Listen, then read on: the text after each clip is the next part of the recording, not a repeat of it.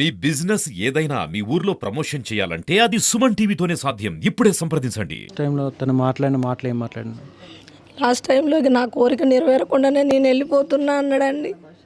పిల్లల భవిష్యత్తు నేను ఏమి చేయకుండా వెళ్ళిపోతున్నా అని చెప్పిండండి.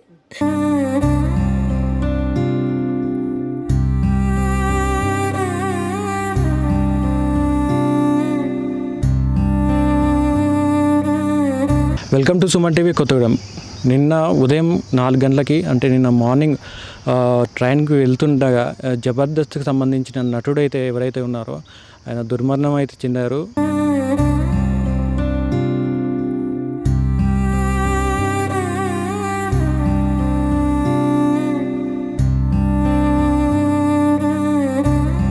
దీనికి సంబంధించిన పూర్తి వివరాల్లోకి వెళ్తే హౌసింగ్ బోర్డు చెందిన మొహముద్దీన్ అనే వ్యక్తి గత కొన్ని సంవత్సరాలుగా జబర్దస్త్లో సైడ్ యాక్టర్లు స్క్రిప్ట్ రైటర్లు చేసుకుంటూ వచ్చారు. నిన్న ఉదయం 4 గంటలకు ఆ టైంలో జబర్దస్త్ అని చెప్పేసి ఏదో జబర్దస్త్ నుంచి కాల్ రావడం ద్వారా ఆయన నిన్న ఉదయం అయితే బయలుదేరడం జరిగింది.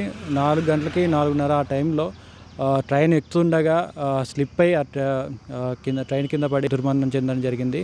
దీనికి సంబంధించిన పూర్తి వివరాల్లోకి వెళ్తే వాళ్ళ కుటుంబ సభ్యులు కూడా పూర్తిగా ఏమీ లేని పరిస్థితి ఇక్కడ కనిపిస్తుంది. వాళ్ళ పిల్లలు, తనకి ఒక 2 పిల్లలు ఉన్నారు.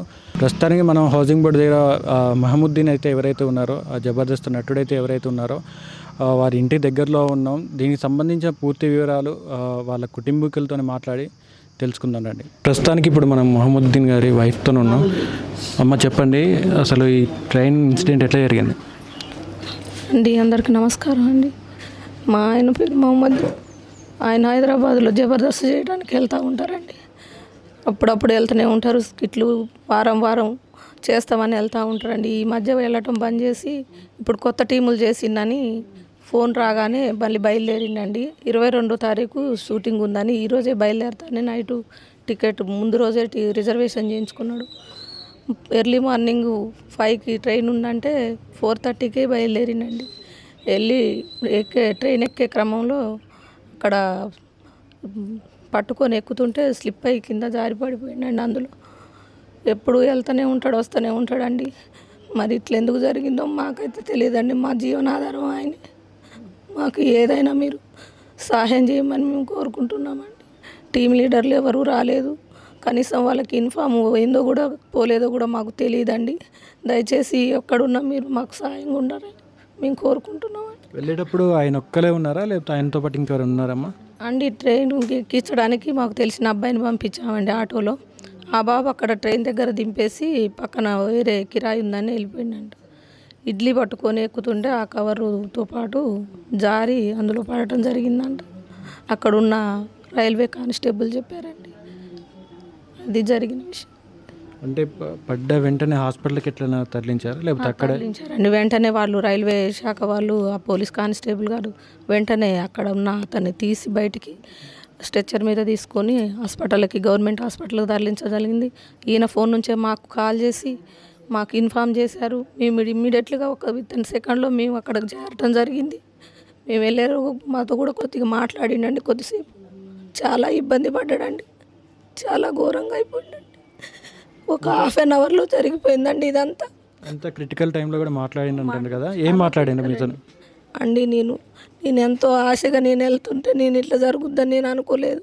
నేను టీం లీడర్ని అవుదాం అనుకున్నా. ఈసారైనా ఎప్పుడు కూడా కాకుండా నేను తిరిగి రావడం జరుగుతుంది.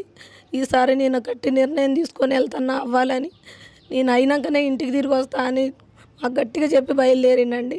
నాతో పోట్లాడి మరీ వెళ్ళిండండి బయటికి వెళ్తా అని చెప్పి. అయినా సరే మాతో కాసేపు మాట్లాడిండండి. బాగా చాలా క్లిష్టికల పరిస్థితిలో ఉండి కూడా మాతోటి 4 మాటలు మాట్లాడి ఆ తర్వాత తుదిశ్వాస విడిచిపోయాడు. అంటే లాస్ట్ టైంలో తను మాట్లాడిన మాటలు ఏం మాట్లాడినా?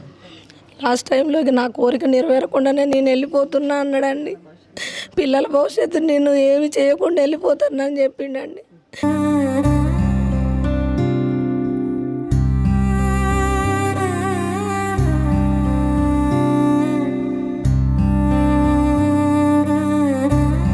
మీరే మాకు ఏదైనా సాయం చేయమని మేము కోరుకుంటున్నామండి.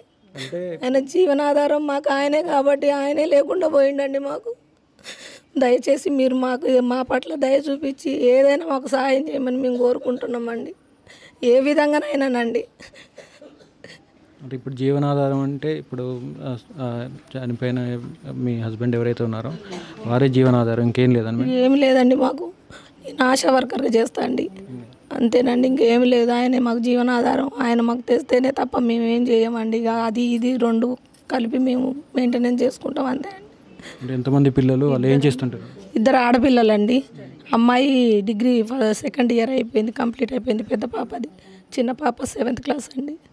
మాకు వాళ్ళకి చదువులో కూడా చాలా ఇబ్బందిగా ఉందండి మాకు, అది కూడా దయచేసి దృష్టిలో పెట్టుకోండి.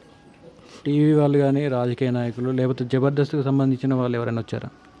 టీవీ 9 వాళ్ళు వచ్చారండి, జబర్దస్త్ వాళ్ళు ఎవ్వరు రాలేదు. రాజకీయ నాయకులు వచ్చి వెళ్ళారు, వాళ్ళకు తోసిన సాయం వాళ్ళు చేస్తామని చెప్పారు, కానీ అది ఎంతవరకు నిజం అనేది మనకు తెలియదు. మామూలుగా అయితే పరామర్శించి అయితే వెళ్ళారండి చూసి. మీరు ఏం చెప్పదలుచుకుంటున్నారు మేడం? అండి మాకైతే ఏ ఆధారం లేదండి, మాకు జీవనాధారం ఆయనే మేము కోల్పోయినాం కాబట్టి దయచేసి మా పట్ల దయ ఉంచి మా పిల్లల భవిష్యత్తు మాది గుర్తుంచుకొని మాకు ఏ విధమైన సహాయం చేయమని మేము ప్రభుత్వాన్ని కానీ టీవీ వాళ్ళని కానీ వాళ్ళని జబర్దస్త్ వాళ్ళని కానీ కోరుకుంటున్నామండి. మీ నాన్నగారు మీతో ఎలా ఉండారు? చాలా క్లోజ్గా ఉండేవాళ్ళు, ఎప్పుడూ సినిమాలో సక్సెస్ అవ్వాలని